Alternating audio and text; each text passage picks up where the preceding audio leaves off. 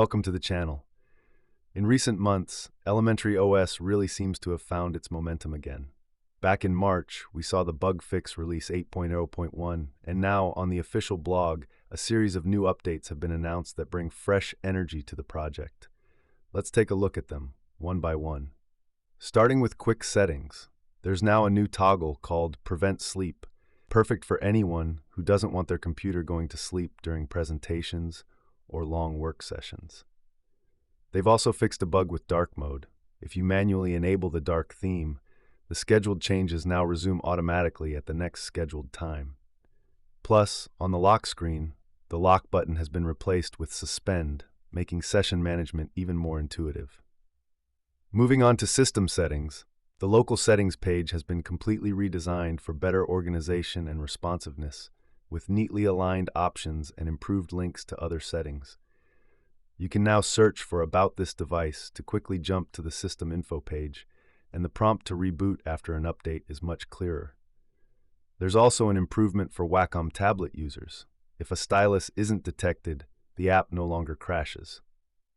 In the App Center, you'll now see a small label next to the download button, clearly showing if an app contains in-app purchases. This helps you easily spot free-to-play games or alternative stores like Steam or Heroic Games Launcher. App icons now load dynamically, so you won't see missing images while App Center is processing app data.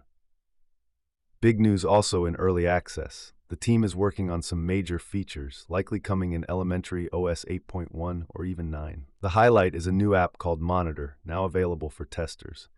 Monitor gives detailed information on CPU, GPU, memory, storage, network, and running processes, with the option to display a lot of this info right in the panel. Work has already begun on porting Monitor to GTK4 and improving its integration with Secure Session.